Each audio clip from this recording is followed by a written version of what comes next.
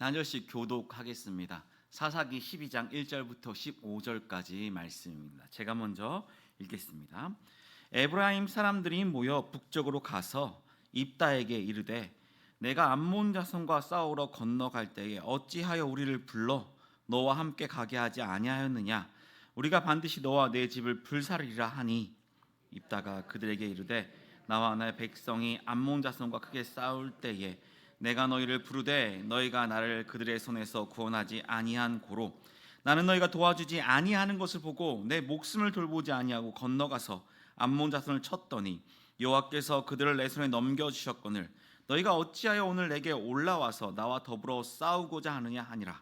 입다가 길르앗 사람을 다 모으고 에브라임과 싸웠으며 길르앗 사람이 에브라임을 쳐서 무찔렀으니 이는 에브라임의 말이 너희 길르앗 사람은 본래 에브라임에서 도망한 자로서 에브라임과 므낫세 중에 있다 하였습니다.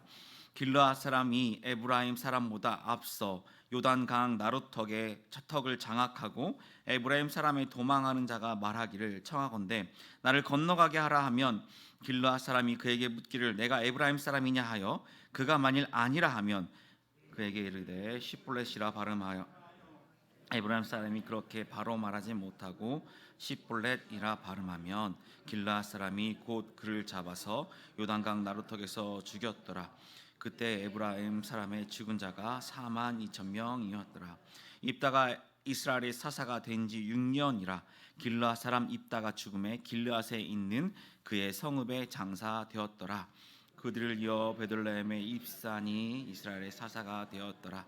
그가 아들 30명과 딸 30명을 두었더니 그가 딸들을 밖으로 시집 보냈고 아들들을 위하여는 밖에서 여자 30을 데려왔더라. 그가 이스라엘의 사사가 된 지 7년이라 입산이 죽음에 베들레헴에 장사되었더라. 그 뒤를 이어 스불론 사람 엘론이 이스라엘 사사가 되어 10년 동안 이스라엘을 다스렸더라. 스불론 사람 엘론이 죽음에 스불론 땅 야알론에 장사되었더라. 그 뒤를 이어 비라돈 사람 힐렐이 아들 압돈이 이스라엘의 사사가 되었더라. 그에게 아들 40명과 손자 30명. 압돈이 이스라엘의 사사가 된지 같이 읽습니다. 비라돈 사람 힐렐의 아들 압돈이 죽음에 에브라임 땅 아말렉 사람의 산지 비라돈에 장사되었더라. 아멘. 할렐루야. 오늘도 예배자에 나오신 성도님들에게 하나님의 크신 은혜와 사랑이 가득하시길 소망합니다. 오늘은 에브라임에서 에브라임으로라는 제목으로 말씀을 나누도록 하겠습니다. 얼마 전에 인터넷을 하는데 짧은 동영상 하나를 보게 되었습니다. 크랭크 vs 하나님, 그러니까 크랭크와 하나님이라는 영화의 한 장면이었는데요. 머리가 벗겨진 신부가 재판장에서 사람들 앞에 서서 이런 말을 하는 것이었습니다. 한번 보시겠습니까? 한번 띄워주시면 제가 읽어드리겠습니다. 제가 힘을 달라고 기도했더니 하나님은 저를 강하게 만들어줄 어려움을 주셨습니다. 제가 하나님께 지혜를 구했더니 하나님은 해결해야 할 문제들을 주셨습니다. 제가 하나님께 용기를 달라고 구했더니 하나님은 제게 극복해야 할 위험을 주셨습니다. 제가 하나님께 사랑을 구했더니 하나님은 도움이 필요한 사람들을 보내어 주셨습니다. 제 기도는 응답되었습니다. 이런 짧은 영상이었습니다. 어떠신가요? 이 글이 마음에 드신가요? 정말 훌륭한 믿음의 고백으로 여겨지는 글귀인가요? 그런데 현재 상황, 나의 상황이 너무나 다급하고 너무나 어려운 상황에서 힘 대신 어려움을 주시고 지혜 대신 문제를 주시고 용기 대신 위험을 주시고 사랑 대신 사랑이 필요한 사람을 보내주시는 이런 방식으로 하나님께서 응답하신다면 어떠실 것 같으세요? 이해는 되는데, 그것이 옳은 일이라고 생각이 되는데, 그것이 하나님의 뜻이라는 것을 알고 있는데 한편으로는 짜증이 나지 않을까요? 우리가 바라는 것을 간구할 때 하나님께서 그것을 바로 응답해 주시지 않으실 때 우리는 이런 마음이 들 때가 있는 거죠. 특히 저처럼 성격이 급한 사람은 정말 답답해할 것입니다. 질문을 했는데 그 질문에 대한 대답을 바로 해주지 않고 스스로 한번 깨달아 봐라고 다른 질문들을 저에게 다시 해주고 계시니까요. 그런데 하나님께서는 우리에게 이렇게 일을 하십니다. 하나님의 일하심은 우리의 생각과 우리의 이해와 우리의 방식이 아닌 하나님의 방법으로 일을 하신다라는 것입니다. 그렇기 때문에 하나님을 향한 신실한 믿음을 지켜나가는 것, 하나님을 의지하는 것이 무엇보다 중요한 것이죠. 결국 그 은혜가 우리에게 주어지기 때문입니다. 하지만 이스라엘 백성들은 그러한 삶을 살지 못한 것을 우린 사사기 말씀을 통해서 계속해서 보고 있습니다. 지난 설교 시간에 제가 사사가 총 몇 명이라고 말씀드렸는지 기억하시나요? 사사가 총 12명이 언급되고 있거든요. 그런데 이런 사사들의 모습만 보더라도 그들이 신앙이 어떻게 변질되어 가고 있는지를 우리는 볼 수가 있습니다. 처음 사사가 등장할 때 하나님께서 그들을 부르심으로 그들이 나타나게 됩니다. 이스라엘 백성들도 하나님의 구원을 바라보며 하나님께 간구하면서 사사들이 세워지는 것을 볼 수가 있습니다. 그때 하나님께서는 사사를 선택하여 주시죠. 그리고 그들을 통해서 하나님의 일을 감당하게 하십니다. 그런데 이스라엘 백성들이 하나님과 사이가 멀어질수록 하나님의 부르심이 아니라 자기 스스로가 사사가 되려고 하는 것을 볼 수가 있습니다. 그리고 오늘 말씀에 등장하는 사사 입다처럼 이스라엘 백성들이 자기들이 원하는 사람을 사사로 세우게 되는 것을 볼 수가 있습니다. 하나님의 방법이 아닌 스스로의 방법으로 그 어려움들을 헤쳐나가려고 하는 것이죠. 그리고 더 나아가서 이스라엘 백성들이 하나님의 구원도 바라보지 않고 살아가게 되는 것을 이후의 말씀을 보면 알 수가 있거든요. 고난이 닥쳐와도 하나님을 찾지 않게 된 것입니다. 그러나 그때 하나님께서는 사사를 준비해 주시죠. 아기를 낳지 못하는 사람을 통해서 뱃속에서부터 사사를 준비해 주십니다. 누굴까요? 삼손입니다. 그들이 도움을 구하지도 하나님을 찾지도 않았지만 하나님께서는 그들을 위해서 사사를 준비해 주시는 것이죠. 이것이 바로 하나님의 방식입니다. 그런데 이런 사사기 시대 사람들의 모습이 바로 우리의 모습과 같다라고 생각이 듭니다. 우리들은 예수님을 구한 적이 없습니다. 메시아를 구하긴 했지만 십자가를 지시는 그런 연약한 구원자를 원하지 않았습니다. 어떤 메시아를 구했죠? 강한 왕을 구했습니다. 강한 힘을 가져서 압제로부터 벗어나게 해줄 새로운 나라를 만들어갈 왕을 구했습니다. 그런데 하나님께서는 그런 왕을 주시지 않으셨죠. 무엇보다 중요한 죄를 사해 줄 왕을 준비해 주셨습니다. 우리는 우리의 어려움을 당장 해결해 줄 왕, 우리가 바라는 것을 바로바로 들어줄 왕을 원합니다. 그러나 하나님은 그런 왕을 우리에게 주시지 않으셨습니다. 그래서 우리들은 스스로 왕이 되거나 스스로 원하는 왕을 세워나가는 삶을 살아가게 된 것이죠. 왕이 없어서 자기 소견대로 자기 오를 대로 살아가던 이스라엘 백성들의 모습이 바로 우리의 모습과 같은 건 같습니다. 우리의 신앙이 그들의 신앙과 다를 바 없는 모습을 볼 수가 있는 것이죠. 그렇게 사람의 뜻으로 세워진 사사 입다는 하나님의 능력을 힘입어서 이스라엘을 구원해내지만 결국 하나님의 온전한 뜻을 이루지 못하는 사사가 되었습니다. 그는 하나님께서 함께 해주신 전쟁을 믿음으로 받아들이지 못하고 자신을 증명하는 자리, 자신의 공적을 세우는 자리로 생각했습니다. 왜냐하면 그 전쟁에서 반드시 승리해야만 자신이 길르앗의 머리가 될 수 있었기 때문입니다. 그래서 그는 자기의 승리를 위해서 잘못된 서원을 하게 된 것이죠. 우리 11장 29절부터 31절 말씀 좀 길지만 같이 한번 읽어보도록 하겠습니다. 시작. 이에 여호와의 영이 입다에게 임하시니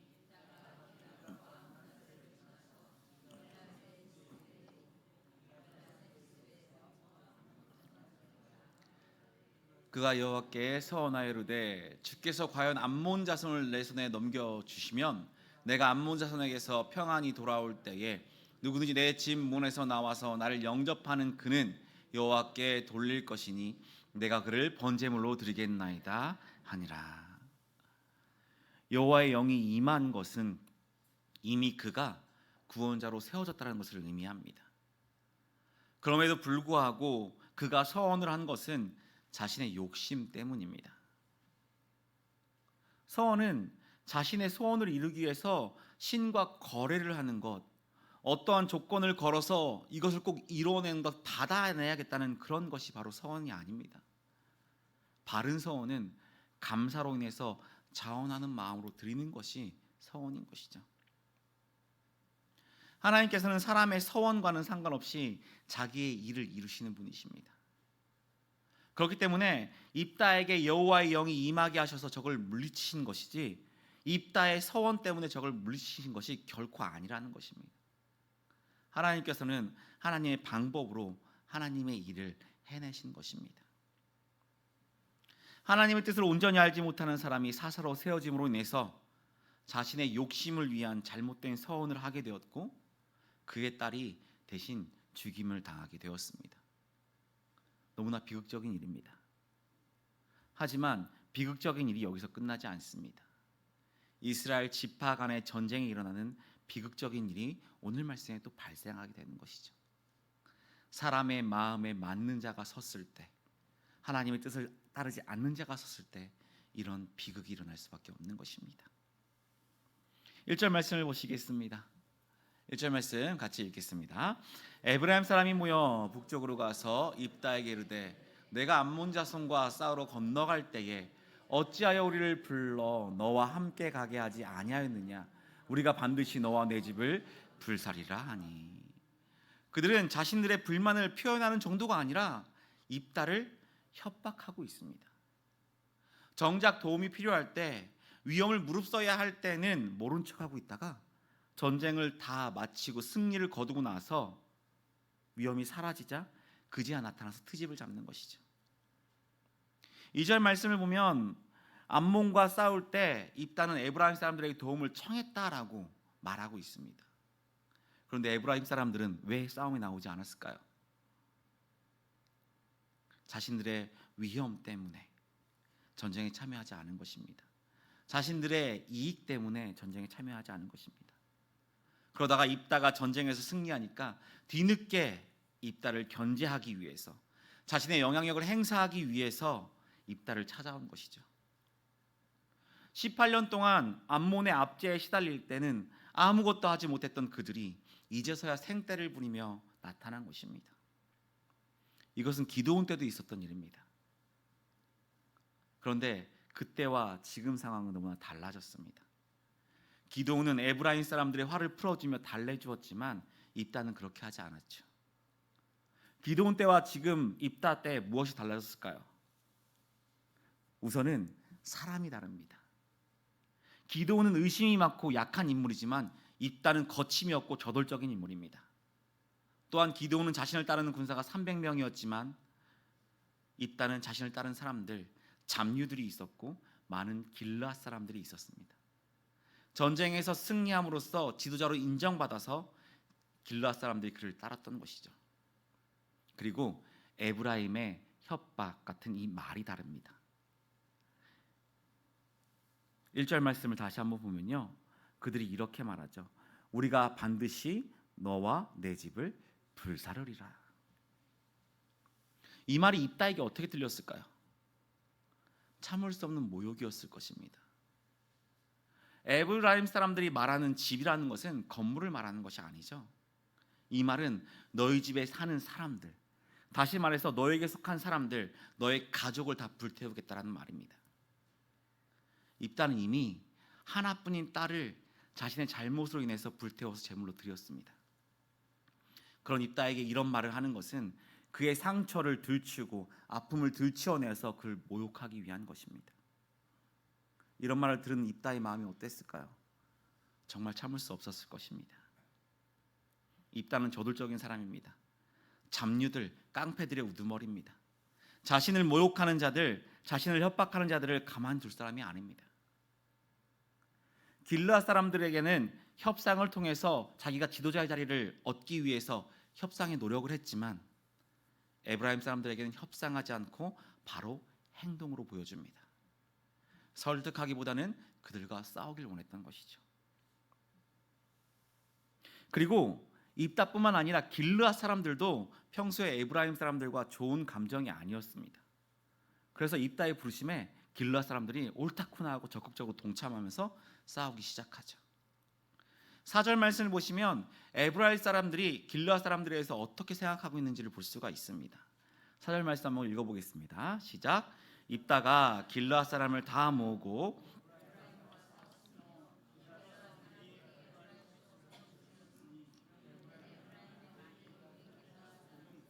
에브라임에서 도망한 자로서 에브라임과 므낫세 중에 있다 하였습니다. 아멘. 에브라임 사람들이 길르앗 사람들은 우리로부터 도망한 사람들이다라고 비아냥대고 있었던 것입니다. 이것이 정확하게 어떤 내용인지는 잘 모르겠습니다. 가나안 땅에 들어와야 하는 그들이 요단강 동편에 자리 잡고 있기 때문에 그것을 두고 한 말인지 어떤지는 모르겠지만 당시 이스라엘 사이에서도 지역 감정이라는 것이 있었다는 것이죠. 지역 감정 때문에 더 사기가 오른 길르앗 사람들은 에브라임 사람들을 다 쳐서 무찔러 버립니다. 그리고 이렇게 승리한 길르앗 사람들은 도망가는 에브라임 사람들조차 용서해주지 않고 끝까지 추격해서 그들을 죽이려고 합니다. 그들보다 앞서가서 요단강 나루를 지키면서 에브라임 사람들을 빠짐없이 죽이려고 한 거죠. 지도를 보시면 어떻게 되는지 볼 수가 있는데요. 지도 한번 볼까요? 네. 길르앗 사람들은 요단강의 동편에 있죠. 에브라임 지파는 지금 어디에 있나요? 에브라임 지파는 가나안 땅 한 가운데 있습니다. 그래서 에브라임으로 도망가기 위해서는 요단강을 건너야 했는데 길르앗 사람들이 나루터에 먼저 가서 기다리고 있었던 것입니다. 그리고 길르앗 사람들이 에브라임 사람들을 걸러내는 방법은 너무나 간단했습니다. 6절 말씀을 보시면 이렇게 되어 있죠. 요단강을 건너는 사람에게 십볼렛이라고 말하게 합니다. 그리고 십볼렛이라고 발음을 제대로 하면 통과하지만 그 발음을 못하고 십볼렛이라고 발음하면 에브라임 사람인 줄 알고 다 죽였던 것입니다. 이렇게 죽인 사람이 총 42,000명이라고 되어 있습니다. 엄청난 비극 아닌가요? 이 사건은 에브라임 지파에게 심각한 타격이 되었을 것입니다. 에브라임 지파는 이스라엘을 대표하던 지파 중에 하나입니다. 유다 지파와 에브라임 지파죠. 지도자였던 여호수아의 자손이었던 에브라임 지파였습니다. 이 에브라임 지파에게 엄청난 손해, 피해가 일어난 것이죠. 그것도 적이 아닌 같은 민족으로부터, 같이 하나님을 섬기는 동족으로부터, 이스라엘 백성으로부터 죽임을 당하게 된 것입니다. 도대체 입단이 이렇게까지 한 이유가 무엇이었을까요? 다시 한번 지도를 한번 보시겠습니다. 다시 한번 지도를 보시면요, 암몬이 지금 어디에 있죠? 암몬은 동편에 있는 것을 볼 수가 있습니다. 암몬 자손이 쳐들어왔을 때 그것을 고스란히 받아야 되는 것이 누굴까요? 길르앗 족속입니다. 그럼 에브라임은 어디에 있다고요? 가운데 있었던 거죠. 그래서 모든 전쟁을 할 때 길르앗이 항상 앞장설 수밖에 없었을 것입니다. 에브라임은 그나마 안전한 지역에 있었죠. 그러면서도 도와주지 않았던 것입니다. 정말 얌체 같은 짓을 한 거죠. 이렇게 전쟁을 다 이기고 나니 그제서야 나타나서 자신의 권한, 자신의 권리를 누리기 위해서 길르앗 사람을 핍박하고 협박하고 있는 것이죠. 참으로 악한 짓을 저지른 것입니다. 하지만 같은 민족끼리 이렇게 무자비하게 도망가는 사람까지 쫓아서 잡아 죽이는 것은 정말 악한 일입니다. 입단은 왜 이렇게까지 했을까요? 앞서 말한 것처럼 하나님이 세운 사사가 아니라 사람들이 세운 사사였기 때문입니다. 이 사건은 지금 이스라엘의 모습이 어떤지를 보여주는 것입니다. 하나님의 뜻과 하나님의 방법이 아닌 자기 마음대로 살아가는 그들은 결국 세상과 다를 바 없는 죄악된 길을 갈 수밖에 없는 것입니다. 이스라엘은 자신들이 싸워야 할 대상들을 잊어버리고 엉뚱한 대상과 싸우고 있는 것이죠. 어떤 시대든지 어떤 대상이든지 어떤 공동체든지 그것이 무너지는 것이 가장 무서운 적은 그 공동체 내부에 있는 것입니다. 외부의 적으로 인해서 어려움이 생길 때는 적과 싸우기 위해서 힘을 모으고 공동체가 하나가 됩니다. 하지만 내부에서 같은 편끼리 서로 적이 되어서 싸울 경우에는 정말 답이 없습니다. 그럴 경우에 더 크고 더 심각한 결과를 가져오게 되는 것이죠. 진짜 어려운 일은 강한 적을 만나는 것이 아니라 같은 편이 적이 되는 일입니다. 같은 편끼리 싸우는 것이 가장 무서운 것이죠. 주님 안에서 하나가 된 영적인 공동체인 교회도 다르지 않습니다. 교회에서 왜 문제가 생기고 왜 갈라지고 왜 다툼이 생길까요?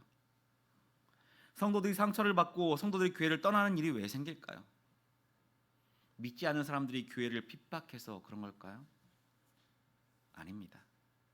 대다수의 교회의 문제는 교회 안에서 성도들 사이에서 벌어지는 문제 때문입니다. 함께 주님을 믿는다고 고백하고 함께 주님을 섬긴다고 말하고 함께 하나님을 찬양하며 살아가지만 막상 이해 관계 앞에서 눈앞에 그것이 현실로 다가오면 달라지기 때문입니다. 말 한마디에 행동 하나에 상처를 받기도 하고 마음이 상하기도 하고 서로 싸우게 됩니다.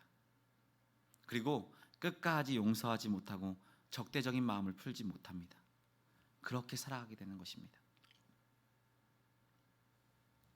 우리는 완벽한 사람이 아닙니다. 우리는 아직도 주님을 닮아가는 삶을 살아가고 있는 중에 한 삶을 살아가고 있습니다. 교회는 그런 사람들이 모여 있는 장소입니다. 그래서 서로 맞지 않는 부분도 있고 연약한 부분도 있을 수가 있습니다. 당연한 것이죠. 함께 지내다 보면 부딪히는 부분도 있고 서로 모난 부분을 볼 수도 있습니다. 그래도 우리는 함께 주님을 위해 사명을 감당하는 한 가족입니다. 서로가 서로에게 필요한 존재이고 서로를 위로하고 세워준 한 지체입니다. 교회는 같은 편, 그 이상의 의미를 가지고 있죠. 예수 그리스도의 피로 인하여 하나님의 자녀가 된 형제 자매이고 머리 대신 예수 그리스도와 함께 하나 된 몸을 이루어 갑니다. 그렇기 때문에 우리가 서로 다투는 것은 내 몸이 내 몸을 공격하는 것과 같은 것이죠. 이것은 속이 병든 것이죠. 자가 면역 체계에 이상이 생기면 내 몸이 나를 공격하잖아요. 이것을 치료하기는 정말 까다롭습니다. 아이들 아토피 어떤가요? 아이들이 얼마나 고통스러워하는지 보셨지 않나요? 그렇다고 내 몸인데 그걸 다 잘라내버릴 수 없습니다. 그럼 더 큰 문제가 생기는 것이죠. 그렇기 때문에 어떤 일이 있더라도 형제자매가 몸된 지체와 싸우면 안 되는 것입니다. 가장 중요한 것, 머리 대신 예수님의 뜻을 함께 세워나가야 하는데 그것을 서로 싸운다면 이뤄갈 수가 없는 것입니다. 물론 함께 지내다 보면 여러 가지 일을 겪게 되고 안 좋은 마음이 들 수도 있습니다. 그럴 때 그때 우리가 할 일은 예수님을 바라보는 것입니다. 우리를 사랑하셔서 용납하시는 예수님, 우리가 하나 되기를 원하시는 예수 그리스도의 그 사랑과 은혜를 바라보아야 합니다. 그럼 우리는 다시 하나가 될 수 있습니다.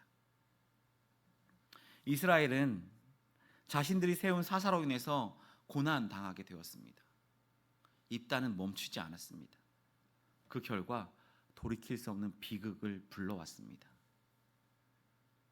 이 이야기는 정말 갑작스럽게 딱 끝나는데요. 이 결론이 7절에 담겨 있습니다. 7절 말씀 한번 읽어보도록 하겠습니다. 입다가 이스라엘의 사사가 된 지 6년이라 길르앗 사람 죽음에 길르앗에 있는 그의 성읍에 장사되었더라. 아멘. 입다가 이스라엘 사사가 되어서 다스린 지가 몇 년이라고요? 6년입니다. 하나뿐인 딸을 죽이면서 얻어낸 그 자리, 동족들을 죽이면서까지 지켜냈던 그 자리, 그 권력이 딱 6년뿐이라는 것입니다. 얼마나 허무할까요? 허무한 일 아닌가요? 또한 이 말씀을 보면 앞에 사사들의 죽음에서 언급되는 말이 입다의 죽음에는 없습니다. 어떤 말이 언급되어 있었냐면요, 무슨 말이냐면요, 사사가 통치하는 동안 그 땅에 평온했더라라는 말이 오늘 말씀엔 등장하지 않습니다.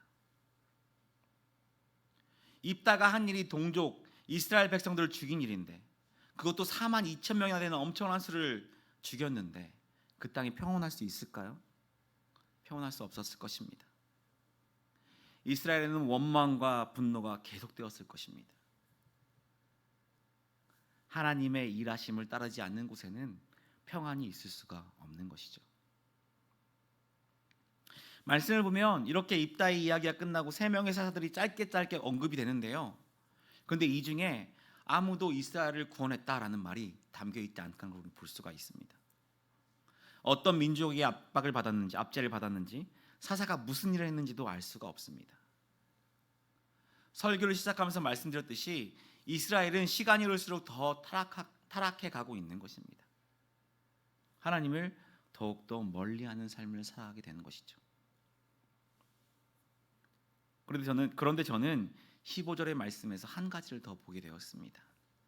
15절 말씀 한번 읽어보겠습니다. 시작. 비라돈 사람 힐렐의 아들 압돈이 죽음에 에브라임 땅 아말렉 사람의 산지 비라돈에 장사되었더라. 아멘. 압돈이 묻힌 곳이 어디인가요? 에브라임 땅입니다. 그가 에브라임 사람이었다는 것입니다. 오늘 말씀에 에브라임 사람들이 길르앗 출신 이따를 찾아온 것으로 이 말씀이 시작됩니다. 그리고 그들로 인해서 전쟁이 시작되죠. 기드온 때도 그렇고 입다 때도 그렇고 옳지 못한 일을 한 에브라임 사람들입니다. 그들은 혈통을 이유로 하나님의 사사를 무시했고 자신의 안전을 위해서 전쟁에 참여하지 않았지만 자신의 명예를 위해서 하나님의 사사를 무시했습니다. 이런 에브라임의 모습을 보면 어떤 생각이 들까요? 어떤 생각이 드시나요? 하나님을 무시한 사람, 하나님의 일꾼을 협박한 사람, 그로 인해 4만 2천 명이 죽은 지파, 그런 지파에서 사사도 리더도 일꾼도 세워서는 안 될 것 같다는 생각이 들지 않으시나요? 저 지파는 글러먹었어. 저 지파 사람들은 앞장서서 일해서는 안 돼. 저 지파 사람들이 리더가 돼서는 안 돼. 라고 생각이 할 수도 있습니다. 그런데 하나님께서는 어떻게 하셨나요? 베드레헴을 지나서 스불론을 지나서 에브라임 지파에서 새로운 사사를 세우셨습니다. 하나님께서는 모든 것을 선으로 이끄시는 분이시고 사람의 관계, 과거의 잘못을 가지고 일하시는 분이 아니시라는 것을 볼 수가 있습니다. 그랬다면 이스라엘을 진즉에 버리시고 새로운 민족을 세우셨을 것입니다. 우리는 우리 공동체에서 리더들, 목자나 중직자들을 볼 때 어떻게 저런 사람이 일꾼으로 세울 수 있지? 저 사람이 그 일에 가당키는 한가? 의심하며 좋지 않게 여길 때가 있습니다. 하나님께서 세우신 일꾼으로 받아들이지 않고 사람의 생각과 사람의 이해의 관계를 생각하면서 내가 원하는 사람이 되지 않았다라고 생각을 합니다. 이런 생각이 계속되면 교회는 결국 분열될 수밖에 없는 것입니다. 자기 소견에 맞는 대로 나와 같은 편, 나의 마음에 편한 사람하고만 일하게 된다면 그것은 결국 교회가 분열되어 파가 나뉘게 되어지는 것입니다. 하나님께서는 하나님의 뜻에 따라 모든 일을 이루어 가신 분이십니다. 그 사람이 내 생각에 내 판단에 부족하다고 생각이 될지라도 하나님께서 붙여주시면 함께 동역하며 이를 감당해 나갈 수 있어야 하는 것입니다. 하나님께서는 우리 모두를 하나님의 일꾼으로 부르시고 사용하시기 때문입니다. 오늘 이 시대를 살아가는 우리들도 사사시대를 살아가던 이스라엘 백성과 다르지 않습니다. 점점 더 하나님을 멀리하며 우리의 소견대로 살아가려고 합니다. 하지만 하나님께서는 그런 우리를 깨닫게 하시고 다시 돌이키기 위해서 예수 그리스도를 준비하셨고 보혈의 피로 우리를 새롭게 하셨습니다. 그래서 우리는 다시 주님께 나아갈 수 있습니다. 주님의 은혜를 의지하며 믿음으로 행할 수 있게 되는 것이죠. 그래서 우리는 주의 은혜를 기억해야 되고 주의 은혜를 구해야 하며 주의 은혜를 바라봐야 합니다. 그리고 그런 은혜를 주시는 주님을 다시 기대하며 일어설 수 있어야 됩니다. 그때 우리는 죄악된 모든 것에서 다시 일어서며 주의 은혜로 다시 나아가게 될 것입니다. 세상에서 사람의 소견대로 살아가는 것이 아니라 하나님의 뜻하신 대로 하나님의 말씀대로 살아가기 위해서 우리가 발버둥 칠 때 하나님께서는 은혜를 베풀어 주셔서 하나님의 영광을 위해 살아갈 수 있도록 우리를 도와주실 것입니다. 이런 하나님의 은혜를 기억하며 주님을 붙들고 살아가시는 저와 성도님들 되시길 축복합니다. 같이 찬양하시겠습니다.